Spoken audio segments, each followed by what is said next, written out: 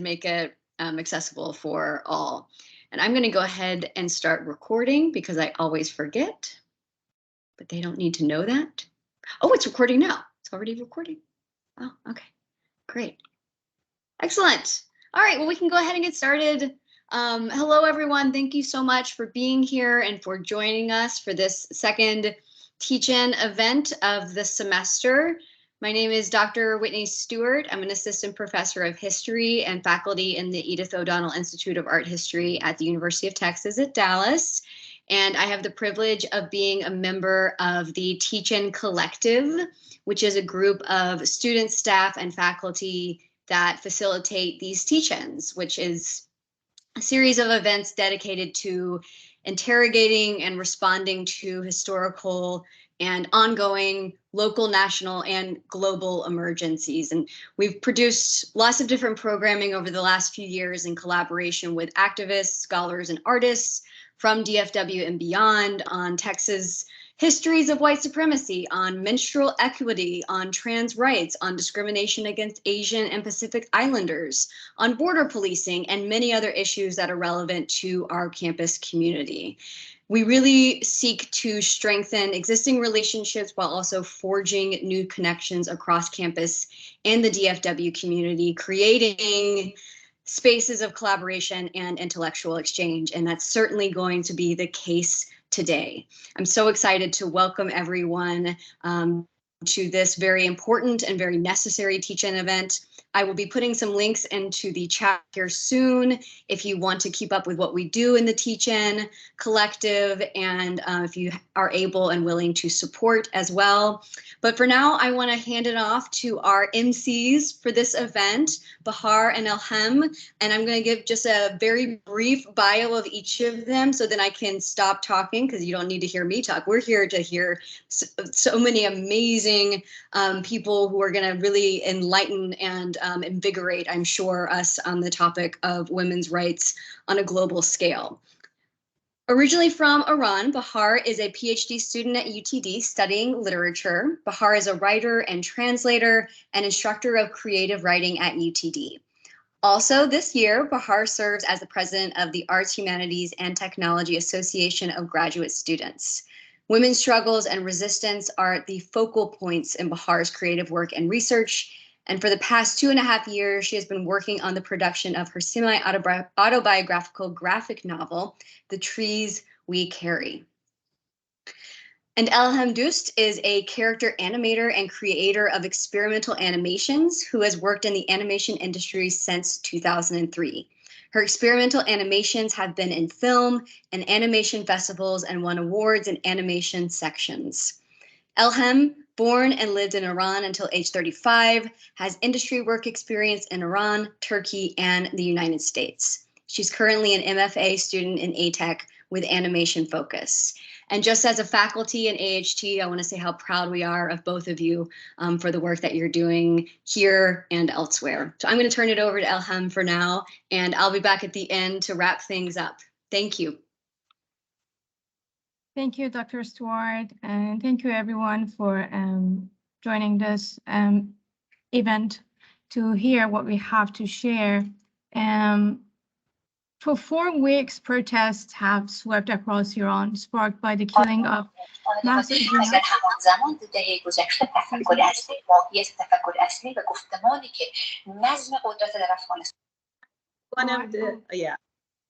Okay, yeah, I was confused. Yeah, okay.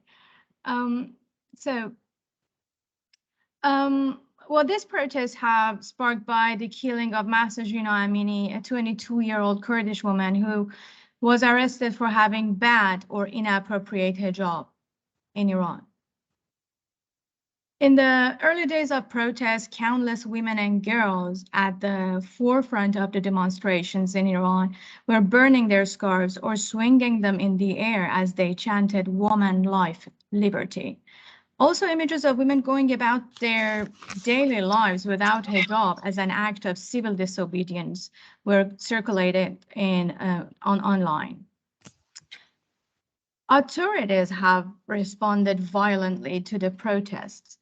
Nika Shakarami and Sarina Ismailzadeh were both 16 years old and were beaten to death by security forces.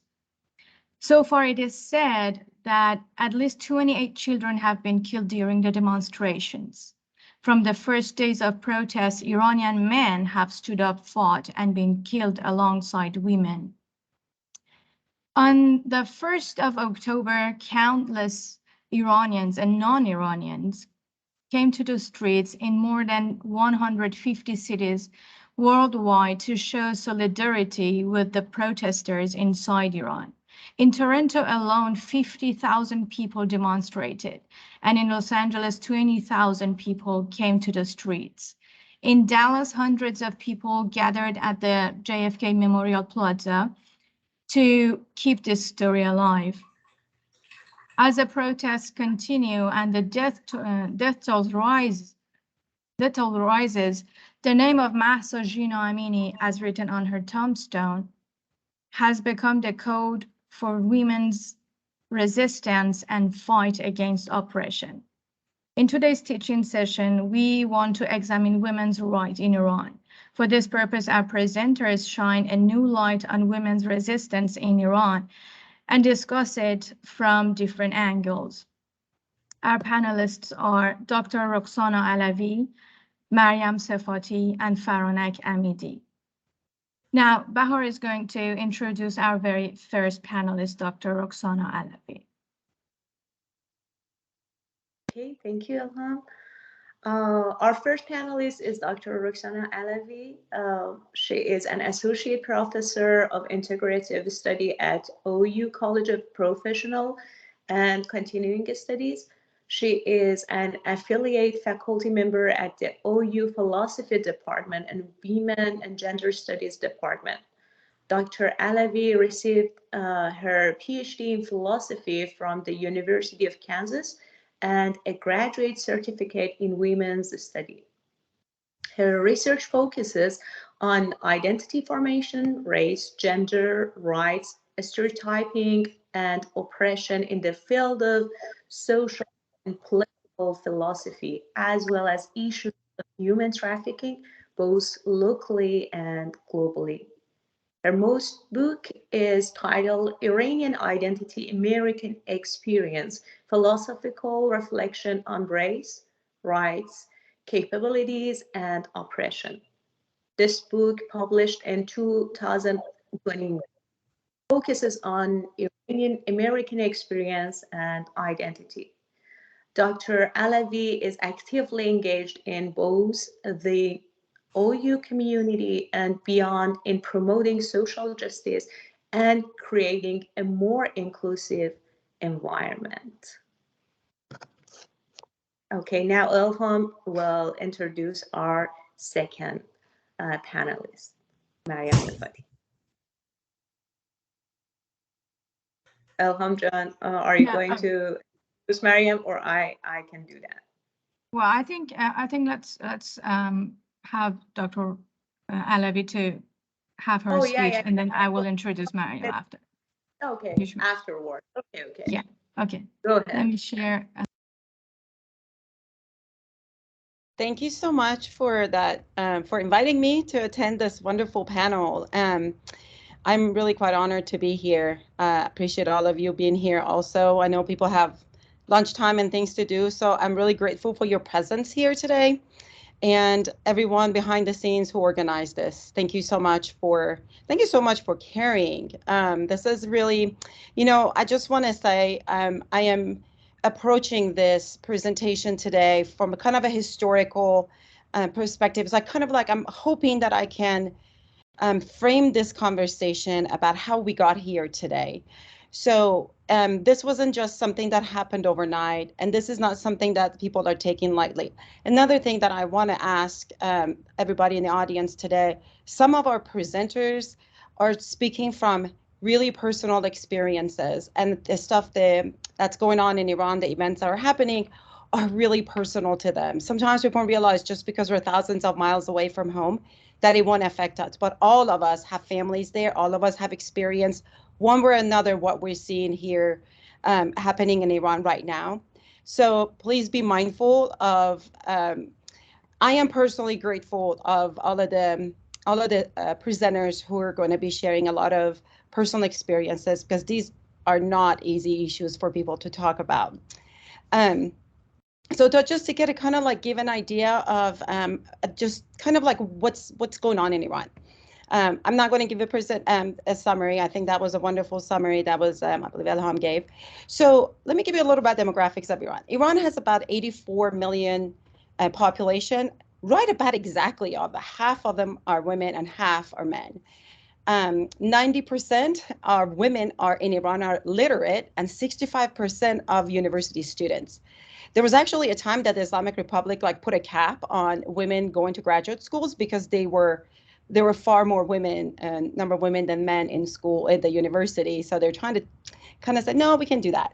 So what happens I'm going to start here just to kind of give you that idea. In 1979, Islamic Revolution. The Islamic Revolution was a revolution against authoritarian government. So those of you who might know, we had the monarchy before that, and the Shah, the king, was pretty authoritarian. But what we ended up doing in 1979, we replaced a secular monarchy with a religious monarchy. Now, I know I used the word monarchy here, and I didn't use it mistakenly. I think people will refer to it as a theocracy.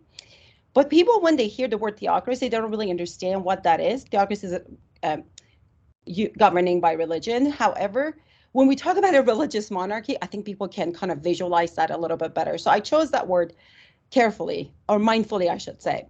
So Iranian people have been living under the oppression of Islamic regime for over 40 years.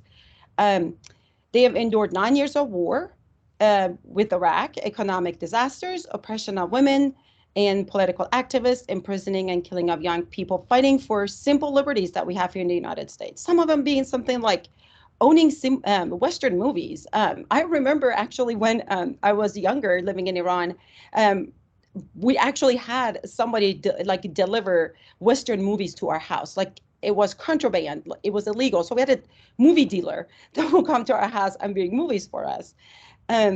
And let me just say that I personally left Iran in 1988. So I was there during the duration of the war, because that war lasted 9 years that I'll talk about here in a moment. So other things being happy in public. It was until the reformist Khatami was elected in the 90s, is 97, I think it was, that people started actually being happy in public, because it was illegal. If people showed happiness and joy in public, they were considered immoral. Somehow something is wrong. They'd be harassed in public. And this was like the first time during that, in the late 1990s, that people actually started laughing and clapping and showing joy in public. Going to college, getting married, hold jobs. I mean, the people are not fighting for things that are like outrageous, or just, like any kind of outrageous request for that matter. They just want to have basic liberties that most of us enjoy here in the United States. After 1979, the Islamic law became a part of the legal system of Iran. Now, I do want to say that Islamic law, you probably have heard it as Sharia law, it usually finds itself in the constitution of Islamic governments or regimes, as the government thinks they want to have in there to limit people. So it's not really that all of them are always within the laws. Some of them don't even really make it within the constitution. Some of the things that have made it to the Islamic Republic constitution treats women as second-class citizens. I want you just to kind of think about this for a minute. I suspect all of you are probably over 18. So think about women. We have to ask permission of our male guardians, husbands, brothers, fathers, in order to be able to travel and to work. I don't know if you can kind of visualize this, but think about having to ask, like, if you can work from your spouse in order to be able to get a job or to be able to travel. Execution of women who got raped. That's another thing that happens in the Islamic Republic. That is, if women come forward, and there have been, if I'm not mistaken, back about 20 years or so ago, there was a 17-year-old who was arrested, or she was executed because she went in with the allegation of rape from somebody who was in the Guardian Council. So polygamy became legal. Some jobs became unavailable to women. Women lost their rights to divorce and lost their right to their children, in essence, after divorce. Even if their husbands had died, the family of her husband will get their children. Those things are still a part of laws in the United States. So the war in Iran, and Iraq started. I'm sorry, that was a bit distracting. The war shortly after the Islamic Republic was established with a kind of a sham referendum, because the government officials were watching people voting for or against the Islamic government. So the Islamic government really prides, like we grew up thinking, like 97% of the Iran population voted for the Islamic Republic. I mean, that's a pretty big support. You got to be excited about getting that kind of support for your new government. So, I just kind of like a few years back asked my parents. I was like, how did that happen? And this is when they told me, when they went to the polls to vote, that there was not a free election. The elections were also not anonymous. And this is how they came to power and claimed that the majority of the population wanted them as their governing body. So they also got us stuck in a war for nearly 9 years that should have ended in 3 years, because Iraq was willing to start peace talks, but Khomeini wouldn't have it. 500,000 men, women, and children died so Khomeini could stay in power. In war, the people unite. People want to defend their homeland.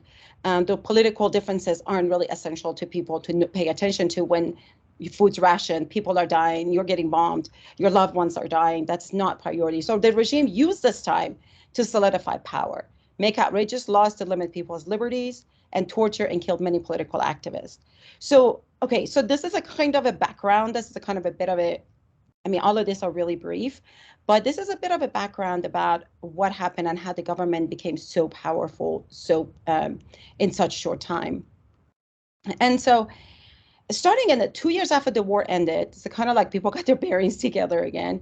In the 1990 was one of the first protests kind of started. This was also the time, I'm not going to go through all of this. I don't know how well people can see the material written, but I'm happy to share my PowerPoint if you all need to. But in 1990, Mahsa Amini was like one of the first who set herself on fire protesting mandatory hijab. This is, and there were protests, all kinds of protests of veterans, of disabled veterans of the Iraq-Iran war, were not getting their needs met. They were disabled mostly during the war, mostly to chemical attacks on them. They were not getting the services. They were not getting the services they needed. The university student protest again in 1999. 7 students were killed. 200 people were wounded, and about 1,400 were detained. So these protests continue to happen and then, as you can see, if you can read that, if you can read the PowerPoint, you can see that the Islamic Republic really has absolutely no problem killing its own citizens to stay in power. And so they're willing, and then that's the kind of thing, and this is also about the time that for the first time, the police force were allowed in the universities. There was a law before the Shah, and I believe I want to say probably about 50 some years ago, that they made it illegal to attack students in the universities. The universities are gated, and they were supposed to not allow armed military or police in order to attack their students within the university. Well, that law was violated early in the 90s, and again is happening right now, where the students are barricaded within the university and being attacked. And I'll say a little bit more about that when we get to what's going on right now. So these are just to kind of like give you an idea of what's happening. Why is this like, why are women and men are out in the streets? In 2006 to 2008, what happened was a 1 million signature for women's rights. This happened because again, we're still asking for reform. We're still asking, like, okay, we're going to negotiate with you. Let's have less restrictive laws on women. Let's have liberties given to people to be able to kind of like self-actualize, to grow. So we're still willing to work within the system. And this is when Khatami was elected in 1997. He was a reformist, and it was really hopeful time because people were thinking, okay, maybe we can kind of loosen the laws. Maybe we can give women more rights. But that unfortunately did not happen. And so people are they started developing this 1 million signature for women's right. During that time, during that kind of like just before that time, I should say, 2003, Judge Abadi was awarded the Nobel Peace Prize. And she's actually living in exile right now and probably will face arrest and prison time if she does go back to Iran. Some of her colleagues who continue to work in her law office, law practice, have almost all of them have been arrested, tortured, or are living in exile right now. So now this takes us to like kind of a 2009, which is you hear a bit about the Green Movement. In 2009, Ahmadinejad, which is a very conservative cleric, was actually elected and people did not believe that this was a open and legitimate election. So people saw that as a legitimate election, and they kind of got into streets. It's kind of interesting why this is green, because Mousavi, who was their reformist presidential candidate, wore a green sash. So that's kind of how this green movement got its name, a green movement. And so that's a kind of like that is really what happened. And then Ahmadinejad was very conservative, and under him there were a lot of laws passed that actually limited women's rights some more. Can go to next PowerPoint, next slide. That is this was also this is the same time that you probably heard the name Neda. If you heard anything around that time happened, she was a college student attending the protest, standing on the sideline, really kind of watching it with a professor of hers. And that's when she was shot, and her face became the face of the unrest at the time. And that was one of the biggest unrest that happened since the beginning of the revolution. So we get to 2019, which is about 3 years ago. This is when inflation is at 25-30%. People are just suffering. They can't have food, and due to sanctions, some of them to like irresponsible spending of the regime, and for lack of the infrastructure to put limits on things. So when the price of gas just outrageously went up, people kind of got into the streets again. This was again about this economic power, the economic change, social change. This was just not, again, people are still kind of like, they still want the republic to go, but it didn't become successful. So, and then because of that process, Iran also has the most severe internet restrictions since then also.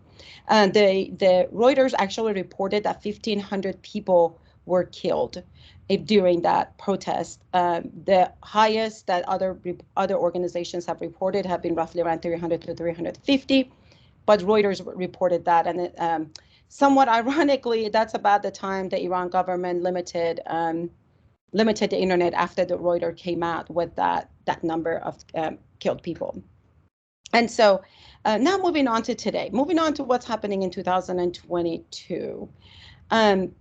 I think Elham gave us a really nice overview, but if we're looking at the past and thinking how we've actually got here, there has been many times that women have stepped up. These are almost always the face of these revolutions and this unrest are women.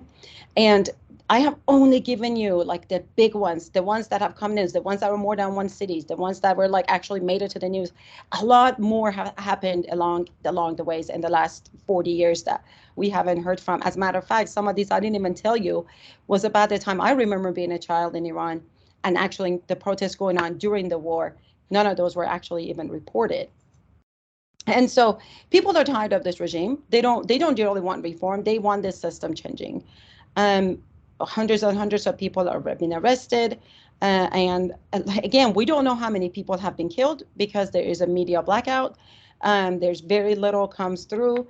However, the numbers are around 200, 250. And Elham, last I heard about the number of children killed is over 50. And about 10 of them that I know of, that I read about, are under the age of 11. This was not an accident. These girls, most of them are girls, are being actively attacked. A lot of these girls high school girls are actually getting out there and protesting and leaving schools, and their teachers are supporting them.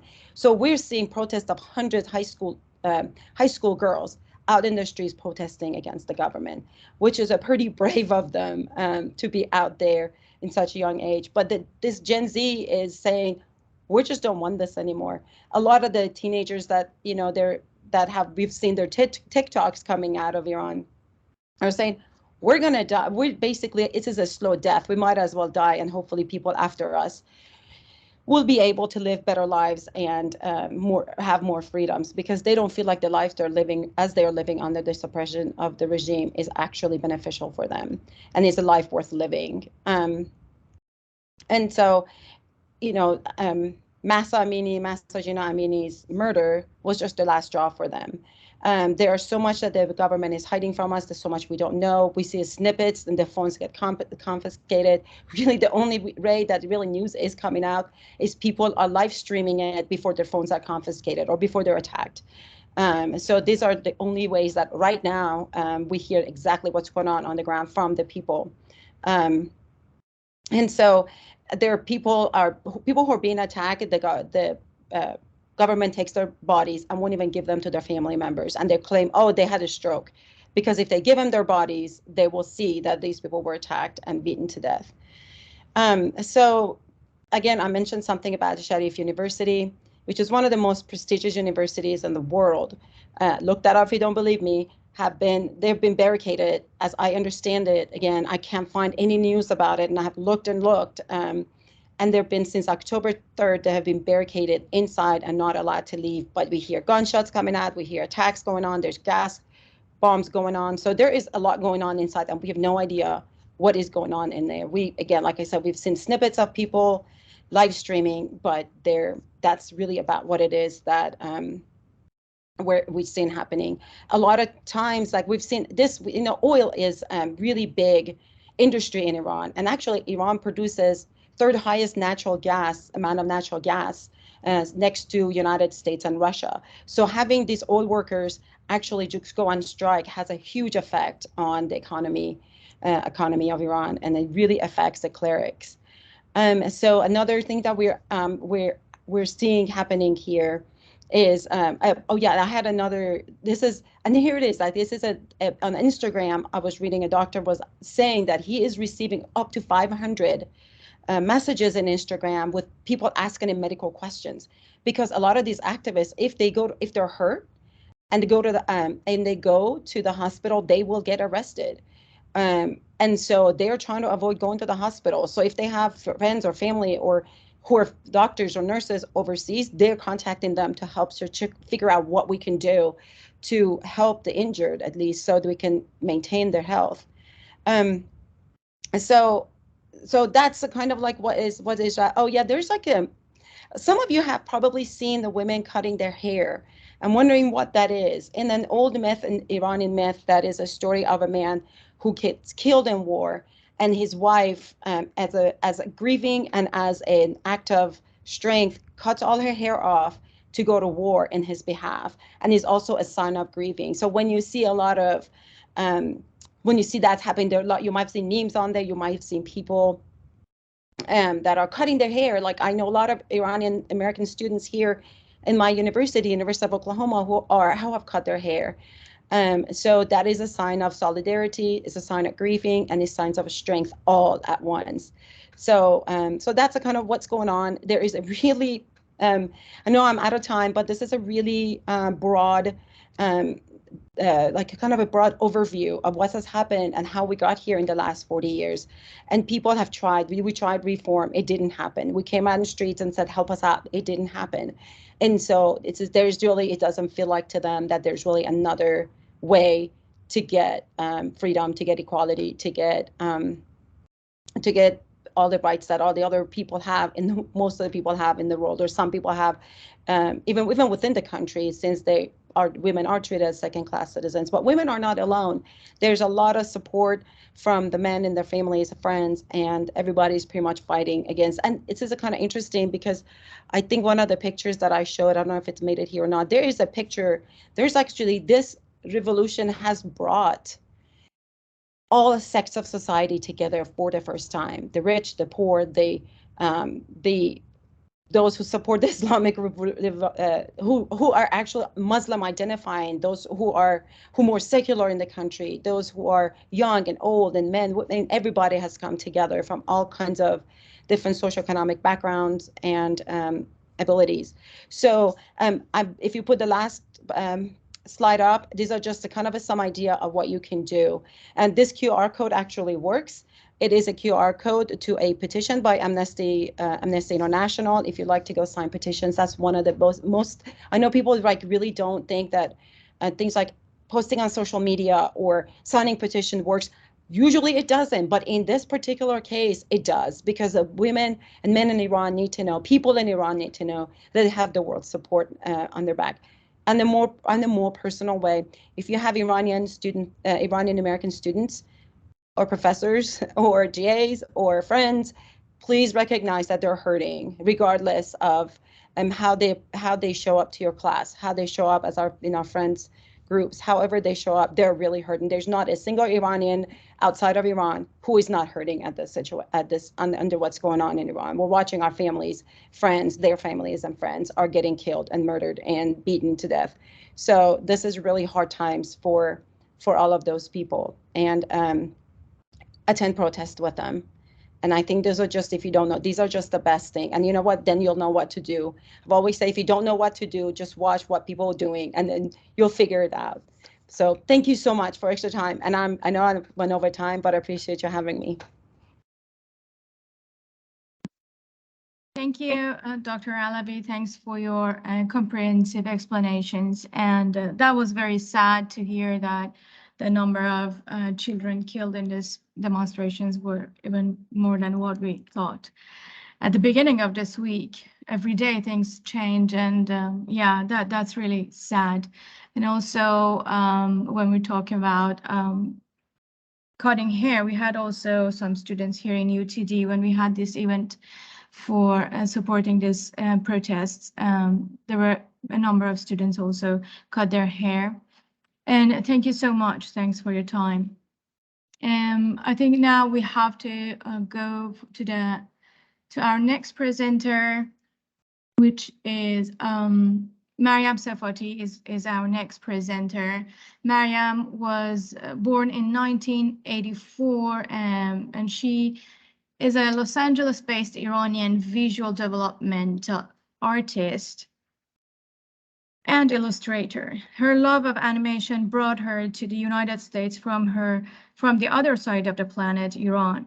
Her career in animation started in 2004, and she has enjoyed every moment of it. As a Middle Eastern, Mariam is passionate about cultures and diversity and tries to use that passion in her work in the United States animation industry. Mariam, please take the stage. I am trying to share your slides here. I'm going to turn off my camera and I'm going to share your slide. First, I want to thank you, everybody. Hello, and I wanted to thank you for having me. It's such an honor, and I'm really appreciative for putting this event together and giving us Iranian voices, which is very important and crucial, as Dr. Alavi also explained, that in this case, the more awareness, the more information going around is very helpful. So I'm very grateful. And I just want to say that whatever I'm explaining is, I'm not representing anyone, any company, anywhere. It's just my own personal understanding, experiences, and thoughts. So I was born into a family of art and Islam, which is a very exciting mix because they are not necessarily always in good terms with each other. And that made my family not prejudiced. But here's the thing. My parents chose to practice Islam. For me, it was the law. Can we go to the next page, please? So this when we set a rule in the society, we enforce and build culture. One of the ways that the Islamic Republic of Iran forced Islam on everybody, and I mean like all the diversities and minorities, like different beliefs and religions, everybody, by forcing hijab. And this hijab, I mean a dress code, and that's not necessarily Islamic rule. It's a specific dress code, one way of looking at the hijab. And then as an example, I remember, and probably Elham, you might also remember it too. I remember when I was a kid, I was going around the town in Iran, and there was these papers right after the war that this is the way of wearing. It has to be specific colors, all dark, and then how you should cover. So it was very specifically a dress code that it was encouraged. And then, so they reduced men and women to their genders and sexual desires. Men cannot control their minds and desires when it comes to the women, and women are too attractive and they should be covered. So here is some example. Like for example, in the cartoons, you see that the woman is putting very covered up, appropriate clothing up, but the men are only attracted to the women who are not appropriate. They always say, they advertise it to the young people in Iran that if you are not covering up and if you are not really be a good Muslim, as we are telling you, then the young people cannot have a perfect marriage, is going to hurt them. And then you can see also like there is this image goes to the left that when they are a family, then the man can just lose his family, but by being attracted to another woman. The image in between on top, the blue one, is very interesting. So one of the things the government is doing, and I had that experience a lot growing up there in the schools and here and there, that they say like the West not having a good family life.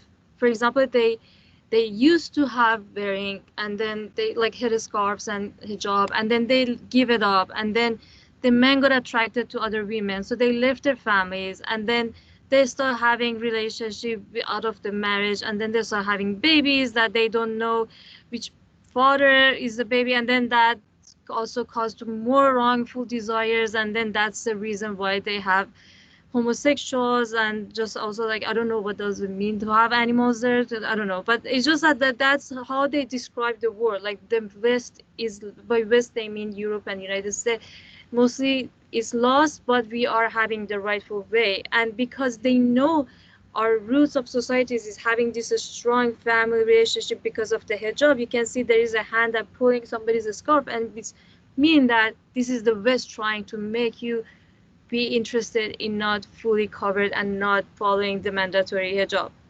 And then there is also threats of your afterlife, you're going to burn in the hell, and then and then, you know, they're demonizing not covering up appropriately, and they rewarding and make it really good if you are following the rules. And they basically say that in order to be protected and safe from everything and all the threats, you need to fully cover it. So they build up a threat, they build up an enemy, and they says you have to follow us what we are telling to save you. Can we move on to the next page, please? But then these rules are only based on what men think and what men need. Women's desires and feelings were not considered at all. Women are forced to carry the weight of so-called men's disabilities in controlling their feelings and desires. And if the men fail, it's always also women's fault. As you see, there's a picture on top in the beach that is how it used to be before the revolution. Men and women could sit together. And there's also one underneath that you would see women with different beliefs would enjoy the beach as they want. They have that freedom. But then now you see that in today's days that men could go naked as they want, but women's still fully covered even when they are swimming. And then in the society, day-to-day life, you would see men are so free to wear in a modern outfit, but women's are not, and they have so much layers to carry on that way. Let's move on to the next page, please. And so with this, as also Dr. Alavi mentioned, we are turning women to second citizens. And so before the Islamic Revolution, we practiced Islam and we had hijab. But we did it in our own ways, and we had the choice based on our beliefs, climates, and lifestyle. This is a very interesting image. The one on top, it's very old one. It's for the Qajar area before the Pahlavis kingdom. And then you can see various of different wearings and people with different wearings and traditional or modern, outfits and attires. They would go side to side in the street. And the middle images are very interesting to me, that they didn't cut the hijab. They accepted it. They said that there are women in our society that they want to wear this. Why not giving them various styles and choices so that they can still follow their beliefs, and we respect that, and we can even make it more comfortable and interesting for them. Let's move on to the next one. Thank you.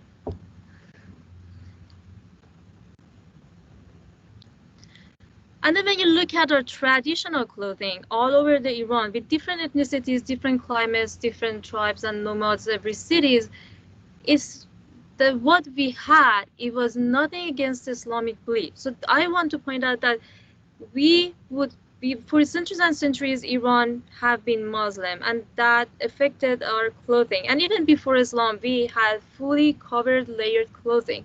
So this is nothing about Islam. Our problem with hijab right now, it has nothing to do with it. It's a dress code. Our clothing was already had all the aspect that Islam religion would want it. Okay, let's move on to the next page. So we now have, but now we have a specific image of a perfect woman that we are forcing women into, and we should keep ourselves. And that image is that we should keep ourselves away and protect ourselves from everyone and everything, like a pearl in the shell. And that's the phrase that if you grew up in Iran, you would hear it a lot. Every time I remember in the school, especially in high school, when we would complain about why our brothers, why boys around our neighborhood, they are free to do everything they want, but we are not. They would say, because you're so precious and you're so important, you're so valuable, like a pearl in a shell, and that's for your own good that we are preserving you so you can have a better life. It's just to add your precious and your importance. So they keep us pure and untouched and perfect, and that's specific for marriage. That's what is being all like centered to say. Again, it's for the good of the men.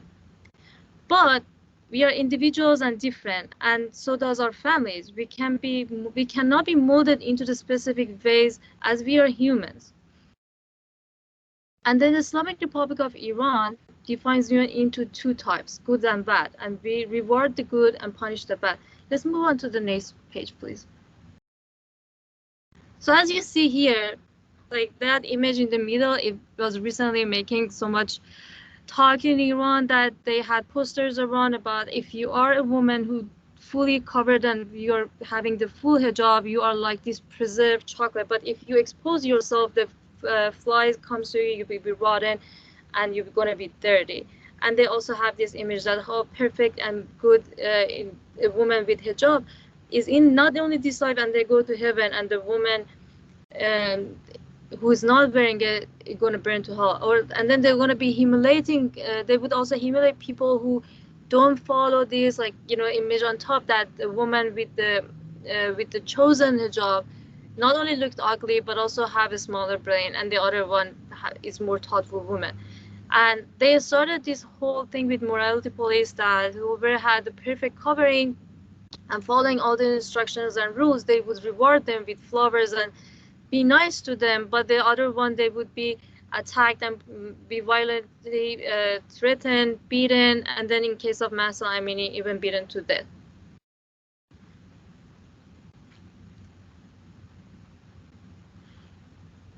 But we are in, so what happens when a family thinks similar to the government, and what if they don't? So well, what happens when a woman decides also not to follow this direction? They will target men first. They would target men's manhood. They would target men's responsibility, cares and values and questions. And that is the way, and that can overtake families' relationship. And then it's very interesting that even in this picture, when you see, like, for example, this woman on bottom right is saying that I wanted to wear this veil, the black veil, because my husband wanted. And then the picture on top right, they're also humiliating people who are not really taking care of and controlling their women. And then the top image on the left is a perfect image of a man. And then there is this thing that also we need to consider, that so what happens that, so we have different families who are fully aligned with the government. There are families who are kind of close but not fully, and there are families that they are disagree. And then let's see what happens with that.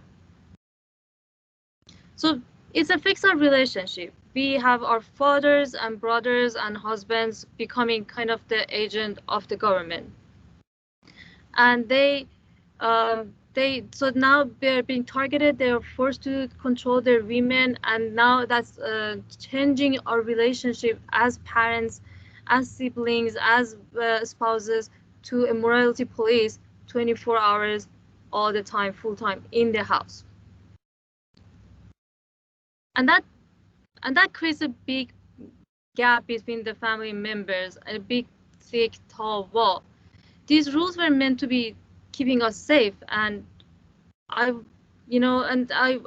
personally can tell you that my experience with this, that it didn't stop me from experiencing any sexual abuse or sexual assault. I was not safe. And then worse than that, because the rules of the family members who were male in my family is to protect and control me, and that was enforced by the law.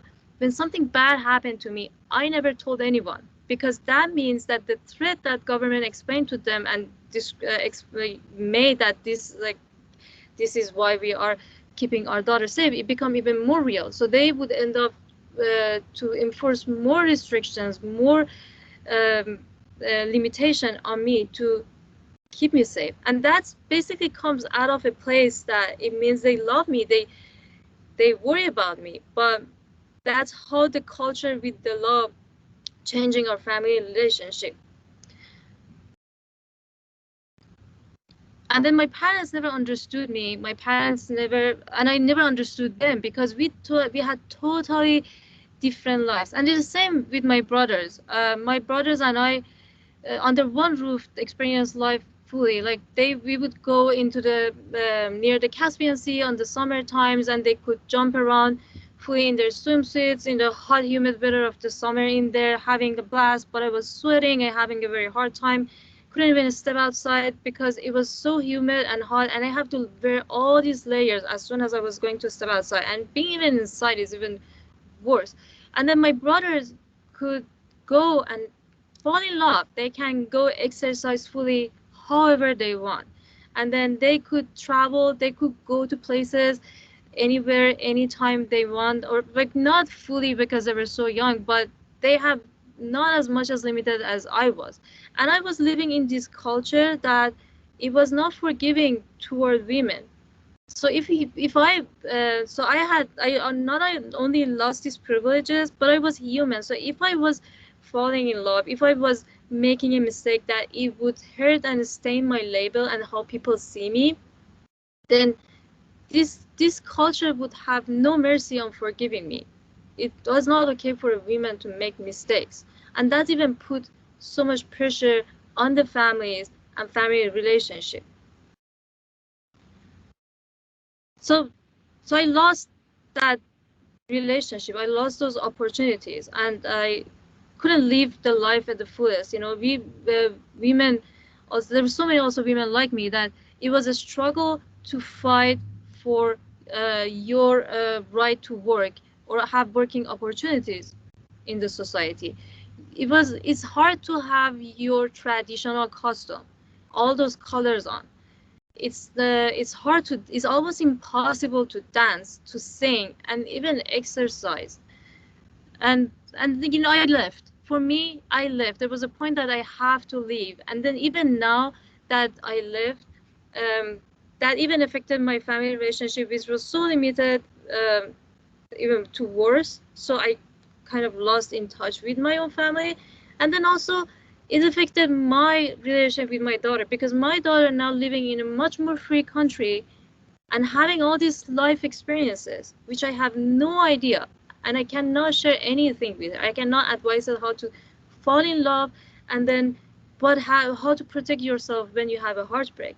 What does it mean when you break up, or when you fail, or any life experiences? I have no idea what is these things. So it's a gap that it takes few generation to fill. And then my experiences with living like that, it made me empty inside, and I couldn't have, even my education, my trainings, they were all limited to be a good Muslim, but it was not about what is the culture I'm living in, where am I from, what does it mean to be Iranian.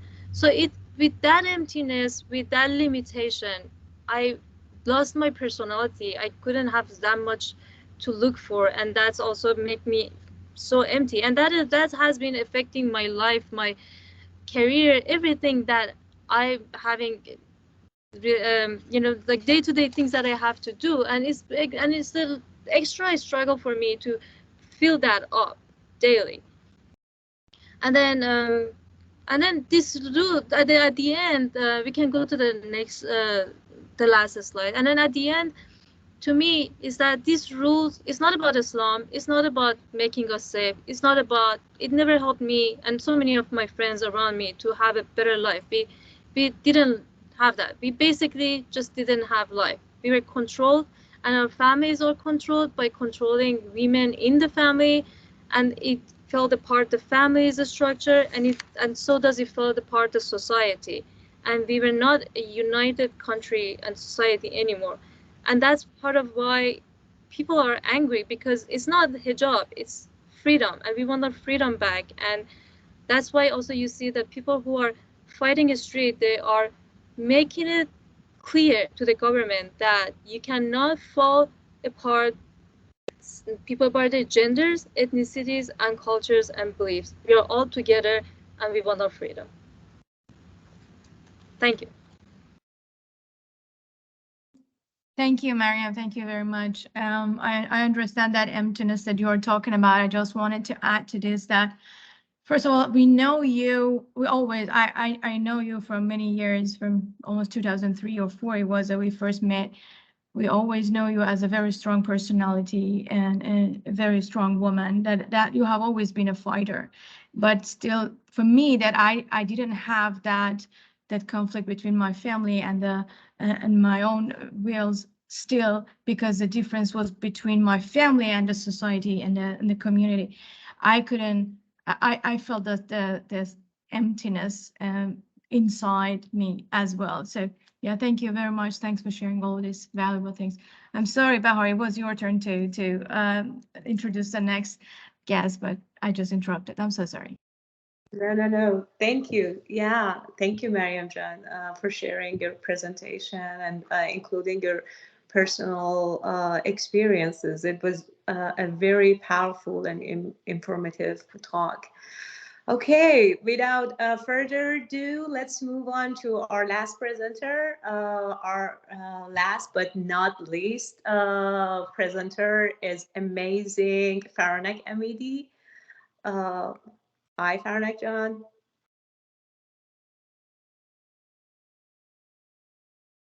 Hello, Faranak. We cannot hear you.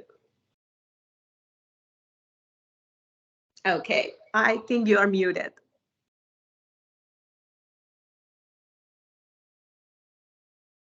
I cannot hear you on my end. Maybe it's just me.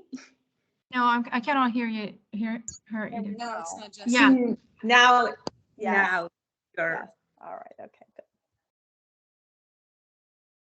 Hello. Should I start? All right. So yes. Sure. I think I cannot hear you. Do you want me to start now? Yes, please. All right. Okay. So yes, my name is Faranak Amidi. I'm a journalist with BBC World Service, and I'm a radio presenter. And I just wanted to I just wanted to say that it was a pleasure and an honor to be on this panel and listen to these amazing women and their insight as to what life is like to live in Iran as a woman. I want to take this time that I've been allocated with to do a wrap up basically on what basically everything that Mariam and Roksana have said, but just put them into these points and wrap it up so we can then reflect on them. And talk about some of the talking points that might be actually relevant in the West as well. And one of them is how this mandatory hijab works in a complex system to marginalize women in the society. The other one is the bodily autonomy of women, how it undermines it, mandatory hijab. And the last point is whether opposing mandatory hijab is Islamophobic. So as Mariam actually was talking about it, it's so complex when it comes to mandatory hijab. I just want to paint a picture of what the Islamic Republic is and how life is when you live under the law of mandatory hijab. So the Islamic Republic is a system that operates on the basis of very strict gender segregation. And that gender segregation is imposed and enforced from a very young age, from when you're 6 or 7 years old, basically, when you enter the education system. Everything becomes gender segregated. And it's not only the education system that is gender segregated. You are not allowed to mingle in any way with what they call the opposite sex. So it's also very binary. And that is why when we are talking about mandatory hijab, we have to take the queer life experience into account as well, because it gives no space for queer expressions whatsoever in society. So you are gender segregated, and one of the pillars of upholding this gender segregation is, one of the main pillars is the mandatory hijab. Without enforcement of mandatory hijab, gender segregation would actually be completely meaningless. And that is why mandatory hijab is enforced from a very young age, from the age of 6 or 7. I remember the first time I had to wear the hijab. I was born in the States. I was born in Los Angeles, and I moved with my family to Iran when I was 6 years old. So that was in like 1984, right in the middle of the 8-year war with Iran and Iraq. I go ask my parents, why did they decide to move back to Iran back then? But whatever, still going to therapy for that decision. But I remember that at the age of 6, I had to take a photo for the passport, and at that time I had to be in my mom's passport, and I had to wear the hijab, and I was 6 years old. So even based on Sharia, a 6-year-old girl doesn't have to wear hijab. And if you're in an all-girls school, you don't have to wear the hijab, but you have to in Iran, because it's got really nothing to do with religious beliefs. Mandatory hijab is a law. It is imposed by force. And as we have seen many times in videos that go viral on social media, it is a lot of times enforced by violence. And as I said, because it is one of the pillars of the system, there's no leverage to negotiate it. The authorities have said many, many times that the hijab, mandatory hijab, is their red line, that they will never back up when it comes to mandatory hijab. And I just want to give you an example of how when it comes to mandatory hijab, they will throw other values out of the window to enforce it. I remember when I was in university back in Iran, on the campus, I came across, I just said hi to one of my male classmates, and naturally I just brought my hand over, just shook his hand, and out of nowhere, in less than a minute, this Basiji, or morality guard, or they have these morality guards on campuses and a lot of public spaces like government buildings, airports, everywhere. So out of nowhere, this veiled morality guard just appeared, and she just started screaming at me. And I'm just standing there. I'm like, what is she talking about? She kept on saying, what is your relationship with him? And I'm like, with who? What are you talking about? With who are you what are you talking about? Because it came so naturally to me to just shake my classmate's hand that I didn't understand. It didn't register with me. And then all of a sudden I realized, oh, she is actually talking about my classmates, and that I shook hands with him. I was like, I don't have any kind of relationship with him. He's my classmate. And then she called me a slut.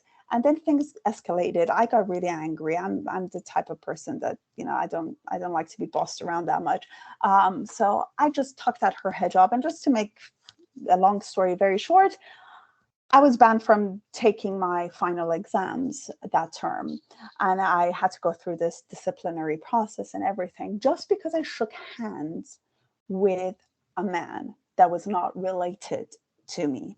So this is the extent of gender segregation that we're talking about, which one of the pillars to uphold it is mandatory hijab. And then we see in the videos, when a woman is not wearing a proper hijab, male officers grab her, beat her, push her into a van. So all of that men and women shouldn't get in physical contact with, it is thrown out of the window.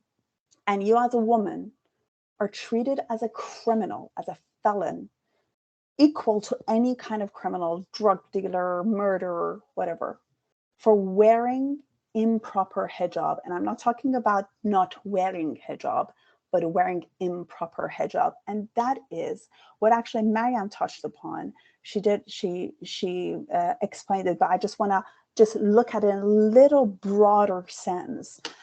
That when we are talking about mandatory hijab, and why it's not Islamophobic, because it's got nothing to do with Islam and everything to do with a state and a political ideology. So the state promotes and propagates one kind of hijab, and they call it the superior hijab, or hijab bartar, as they call it in Farsi. And they use that in different ways to control not only the woman's body, and when I say woman, I mean both cisgender and trans women, but also queer bodies, because within that binary and within that frame of mandatory hijab, there is no other expression of gender that is allowed whatsoever. So this hijab is promoted by the state in a way that it is only that hijab that is acceptable. So if you are working in certain government positions, if you're working in certain organizations, you have to wear a specific kind of hijab. And it doesn't matter whether you believe in hijab or hijab is your choice. If you do not follow that ideal that the state is propagating and promoting, you will be arrested, you will be belittled, you will be attacked by the morality police. And what we have seen with Gina Mahsa Amini is that she wasn't not wearing hijab. She was wearing a hijab that is the average hijab that women around Iran wear, but it wasn't the hijab that the state promotes. And it's very similar actually to what happened with the Taliban in Afghanistan, because what we have to take into consideration that a country like Iran is a conservative country, it is a religious country, and people do value modesty, but modesty to them is not necessarily what the state is promoting. It's not that ideal that the state is promoting. And we saw that in Afghanistan as well, that whole variety and diversity of attire and costumes were omitted, and just they wanted to take it away and just put a uniform. And growing up in Iran in the 80s, I remember how the morality police, which was back then called the Comité, was on the streets trying to enforce that kind of uniform on women, but they never were able to do it. They always failed by doing that. So the mandatory hijab is designed to uphold the gender segregated system. And this gender segregation is not there to empower you as a woman. It is there to marginalize you, to keep you in your place, basically. And that is what we need to take into consideration when we're talking about it. And it's also to make sure that you are within the binary of gender. And within that binary of gender, you are molded into the gender stereotypes that the state deems correct and Islamic. And also, as Mariam pointed out in her presentation, it puts the burden of upholding the decency of the society and the family unit disproportionately on the shoulders of women. The state, when we're growing up in the education system, one of the slogans that they kept on repeating to promote hijab was hijab محدودیت نیست مسئولیت است. Hijab is not a limitation, it's a protection. So hijab is there to protect you as a woman. What that actually amounts to is that, so if anything bad happens to you, the first question is, how was your hijab? What were you wearing? Oh, you got harassed. Your boss sexually abused you, but what were you wearing? So it perpetuates rape culture and puts the burden of everything on the shoulders of women. And all of this helps control the body and oppress the body of women. It limits your experience of life, because with mandatory hijab and the gender segregation, women are not allowed to do a lot of things. I mean, with that hijab, you are basically not allowed to do a lot of things. If you want to be a professional swimmer, good luck with that. If you're just getting into professional sports is really, really difficult, because the state doesn't broadcast, allow the broadcast of female sports on television. You don't get any airtime, and when you don't get any airtime, you don't get any investment. So basically, it's just completely out of the window. A lot of professions just become out of reach for women, and that is the whole point of the gender segregation. So the gender segregation is not there to empower you or to create a safe space so you feel safe to do these things for yourself. No, it is actually there to make sure that you're in your place, and in what they mean by your place, it's home. And for you to perform a gender stereotypical role, which is at home as a caretaker, as a mother, as a good wife. And you see it in the society in different ways. A lot of people call it the gender apartheid in Iran, because if you go on public transport, women have to sit in the back of the bus. So you're allocated certain seats on the tube or subway. You're allocated certain spaces in the city. So public spaces are predominantly defined as masculine male spaces. And if you want to enter those public spaces, then you have to comply to these rules, which are very gendered and they're very limiting. And then if you want to be a little freer, then you have these walled all-female parks, so you can move around if you want a little freely, but then you cannot take your phone, you cannot take photos. So it just limits your experience. It's just layers and layers and layers of basically limitations. So when we're talking about something like mandatory hijab, and a lot of people I know, I've been debating about this for the past 4 or 5 weeks and more in the past few years here in the UK, with a lot of Western feminists and women's rights activists here. And they are afraid to enter this territory when it comes to hijab, because they say it's culture, we don't want to be colonial, we don't want to do this, we don't want to talk about that. But they don't understand one thing that we need to understand is distinguish between this law, which is completely a political, ideological law to uphold the system, with what culture is. And I don't mean that it is just a political thing, and that misogyny doesn't exist in Iran and it's not a cultural thing. That is a different issue.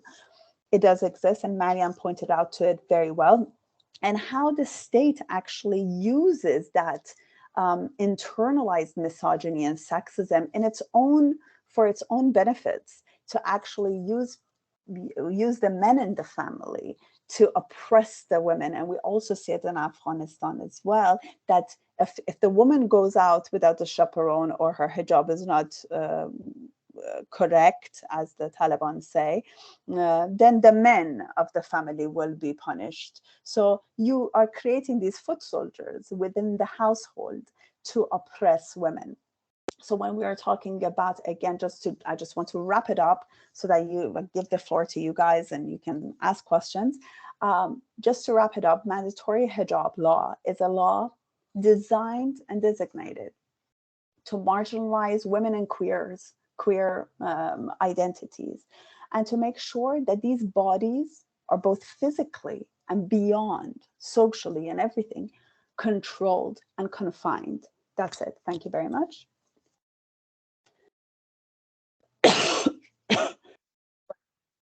Thank you, Faranak. Thank you. That was powerful. Okay, I need to add, I forgot to introduce Faranak properly. I do apologize for that. Honestly, these conversations are very unsettling for women who have been through those trauma, and I am no exception. So let me introduce Faranak. You heard her, but she is amazing. She's a role model for many of us. Faranak is a women's affairs journalist and radio presenter for BBC World Service.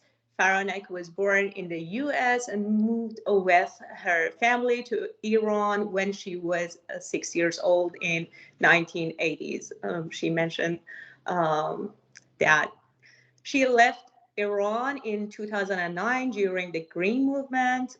She's been living and working in London ever since. Okay, now we have around 15 minutes for question and answer. So please write down your questions for us.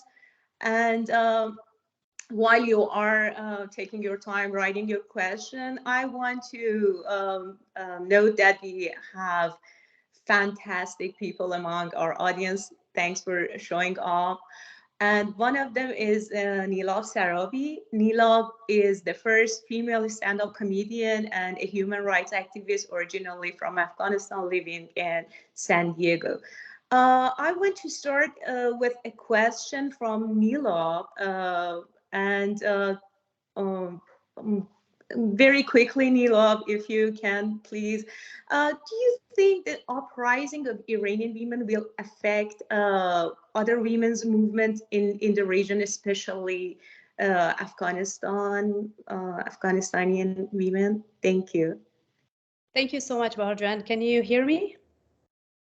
Yes. Okay, awesome. Thank you so much, everyone.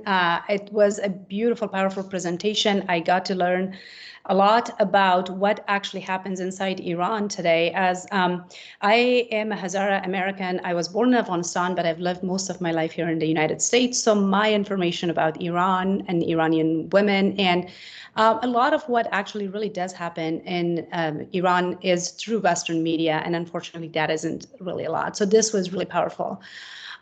As you all know, the Taliban took over Afghanistan last year on August 15th, and that really, as far as women's rights was concerned, they basically got a free card to do whatever they want to do to women in Afghanistan, and that means from completely blocking them from any kind of education, any kind of basic human rights, the right to choose a spouse, the right to even leave the house without somebody accompanying them.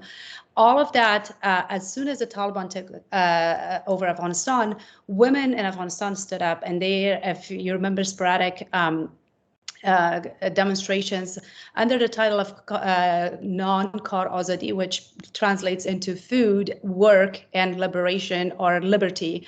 But it actually, one thing that we did here back then that relates to Iran was a lot of the people who were either pro-Taliban or they were kind of softer on the Taliban government would give us the example, give us women of Afghanistan the example of Iran and said, hey, you know what, if you give the Taliban some time, it's probably going to be fine because look, women in Iran are enjoying a lot of liberties. They're doctors, engineers, they get married, they have pretty much the presentation of what the Iranian government really wants to put out there, as if there's really not a lot of stuff missing from the lives of the Iranian women. Now, throughout the years, we have heard a lot of different uprisings, but this definitely by far is the loudest that Iranian, in my lifetime, or since I have followed Iranian affairs, this is the loudest that I've heard Iranian population in general, but Iranian women yell and scream. And that's very encouraging because it really gives us this sense that we're not just looking for, as in Afghanistan, women are shouting for food, work, and liberation. Even if you have the food and you can work to in certain degrees, we still demand to have all the rights that a man has. So women of Iran, the population of Iran in general, but women in particular, are really making a huge impact on that. And another part of this also is one thing that really inspired something else in Afghanistan is the online campaign of Iranian people through the Zan Kar Azadi or Mahsa Amini campaigns on Twitter. One other area of Afghanistan where a particular ethnic group of Hazara that I belong to is has always been historically in the last couple hundred years under systematic discrimination. However, that has really intensified since the Taliban took over. And so because one of the reasons that the Taliban are really anti-Hazara, aside from a lot of other historical animosity, is the fact that Hazaras are very pro-education and pro-evolution of culture, and especially Hazara women are very much up forefront of a lot of the development that happened in Afghanistan in the last 20 years. So for that purpose, Hazaras are targeted as ethnic group, but Hazara women specifically, because Hazara women have the power, the knowledge, and the support of the Hazara men to be able to make a difference, to be able to topple this government like the one we have in Afghanistan, the Taliban, or the one that is actually been grappling or holding Iran hostage for the last 40 plus years. So last week, there was another very gruesome attack that happened on a girls' school, actually on a learning center, but it was specifically targeted at an area of the school where girls were studying or they were getting ready for different disciplines. And 56 kids were killed that day, majority of them girls, and all of them were Hazara. So what the Twitter storm of Zan Kar Azadi and Mahsa Amini really inspired was we saw the unity of women and men all around the world, but specifically within Iran and of the Iranian diaspora outside of Iran, how they came together to really put that out there to the rest of the world and let the world know what is happening in Iran. So off of that, the campaign of hashtag Stop Hazara Genocide has now taken over 11 million hits. And the idea or the goal is to raise enough awareness in the Western world and put the faces of the Hazara ethnic group and in general, all women of that region to the world, to the people that are very well intended, like myself a few years ago, but don't have access to a lot of information to make everybody aware of what is going on in Afghanistan. So definitely, although there was Hazara women have been at the forefront of fighting for their freedom, pretty much for the specifically last 20 years, what really did inspire was this Twitter storm of Zankar Azadi and Mahsa Amini that really inspired a lot of people to pay attention to the Stop Hazara Genocide campaign. And for that, I am very, for lack of better terms, excited or very encouraged, I should say, that this is happening and that we are all working together to get to the goal of just asking for basic human rights, which is liberty. So yeah, that really definitely has, it's a very inspiring and very encouraging story out of that region. Hey, thank you, Nilabja. Thank you. Wow. Faranak, I think I can see your hand up. Yeah, I just wanted to add Please.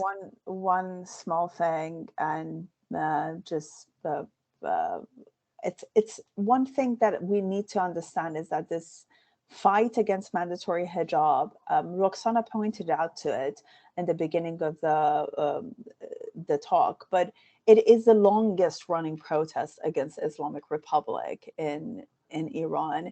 It started right a couple of weeks after the Islamic Revolution claimed victory in the country.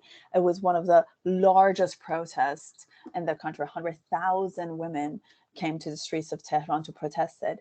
And then Nila pointed to something which I just wanted to talk about, because as growing up in Iran, I would see Western journalists talking about coming to Iran and just taking this is the Western gaze, romanticizing about certain things. They would go to coffee shops and just take a photograph or film girls smoking a cigarette in coffee shops in Tehran or large cities, not even large cities, just Tehran. They would film them and they would say, oh, the Iranian women don't have it that bad, actually. And no, Iranian women did have it very bad. We didn't have our rights. We were being belittled. That same woman that you were taking a photo of and putting it and making headlines, back then there weren't any clickbaits, but making headlines and people will buy your newspapers for it. That same woman could go outside of that coffee shop and get beaten and get arrested. That same woman didn't have the right to divorce. That same woman didn't have the right to get a passport. That same woman didn't have the right to choose where she wanted to live if she got married, didn't have custody of her child just because she was smoking a cigarette in a coffee shop. It doesn't mean she has it better than all other women, and just romanticizing about it. And I think today, Iranian women who are on the streets, they are showing to the world that they've had it. And that fight has been going on for 44 years. It's been going on for so long. And what we are seeing is a fruition of all of that has come to where we are today. And I think that what we've all said today, from Roksana and Mariam and Ilab, shows how long this has been going on and why we are here today. That's it. Thank you. Thank you. Appreciate it, Faranak.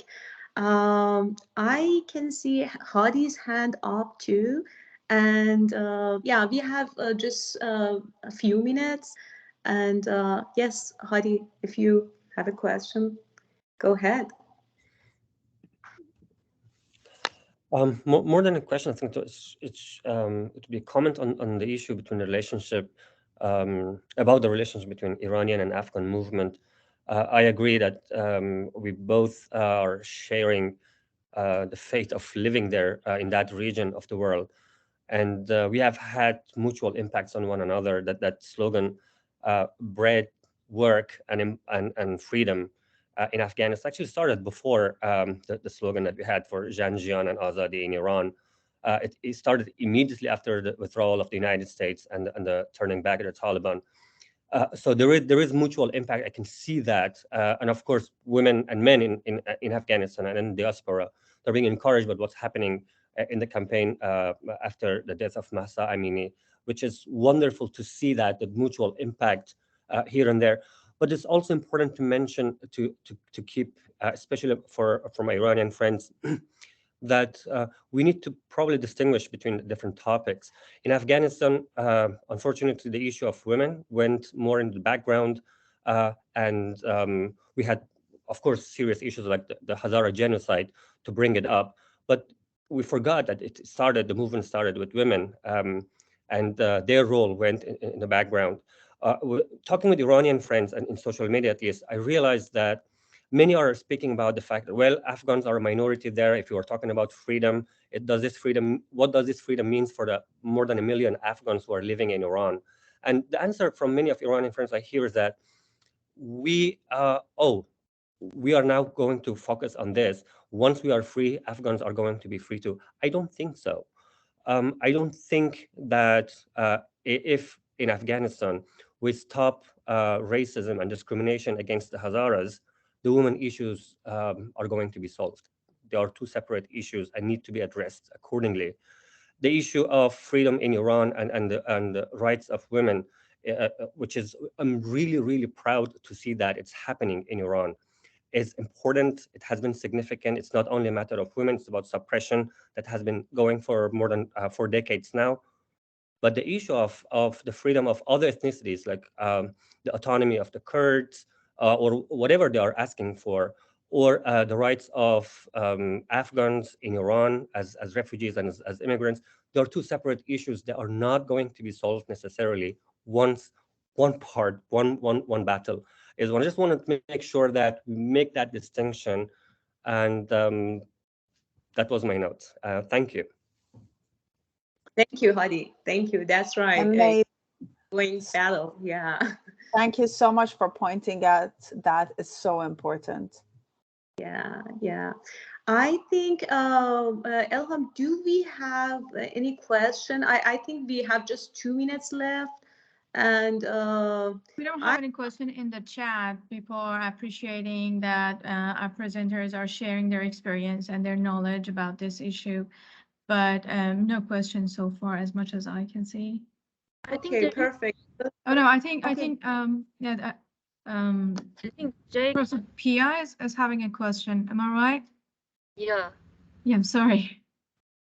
Yeah, I've seen that question, and it deserves a PhD dissertation on it.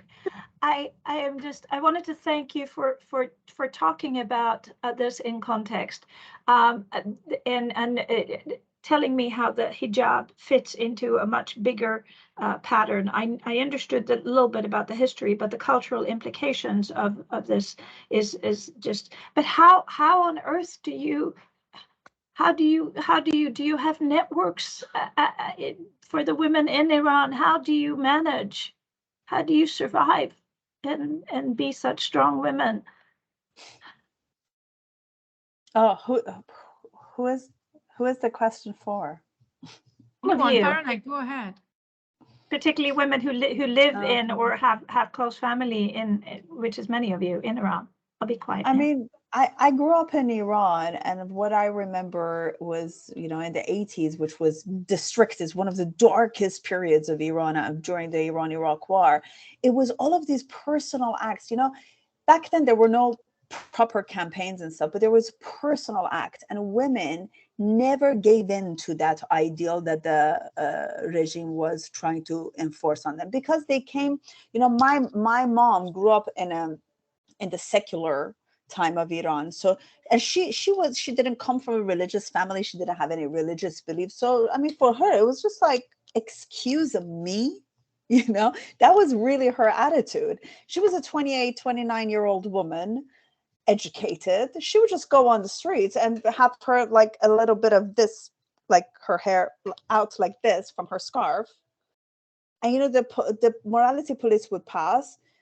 She would put it in, pull her hijab forward, but then it would come out. And, as a kid, I would look at her and I just knew that, this is how you can do it. And, these little personal acts could be very empowering. And that's, in a way, because it was so dispersed, it was so widespread. And because that ideal that the state was promoting didn't fit into the belief of the masses, they never were successful in doing it. they failed because it wasn't part of the culture. If they just said, you all have to wear the hijab, but wear it however you want, it would be different. But they were imposing an ideology that wasn't part of the people, and it didn't work. That's my opinion. It never worked for me. I can add to that too from another angle. One of the reasons, I think one of the ways Iranian women figured out how to fight back is educating themselves in so many ways, and that's why you see it's more than 60% of students who attend universities are women in Iran, because they knew they have to fight really hard. And one of the ways is in the creative industry in Iran, it was very hard to work. It's almost impossible. And I can give you an example. I had the advantage of being educated because I'm from a religious family and in the religion, and then also I come from a really educated family too. So for example, I would go to work in this environment, entering the building to do a game design. I was doing illustration for a game, and the guy who was standing there told me, your outfit is so colorful to come in here. So I had to tell him, based on Islamic rules, you're not allowed to look at me. You cannot. So I have to fight back with Islamic rules. And then that made him back off, because then he had no ideology left to fight. Basically, it's hard. So they end up like forcing me to wear one of those black veils and then constantly checking on me. So I was sitting there holding this scarf all the time with one hand and then drawing with other hand. And with that, how great you can work, you know, like how you can work. And my supervisor was constantly apologizing, and at that time I told him, look, I just got my visa, I'm out, you think about yourself, you have to figure out what you're gonna do. But it's very difficult. I'm not I'm not gonna lie, but education, the skills, like you have to double it so many levels more than a man to be able to fight it.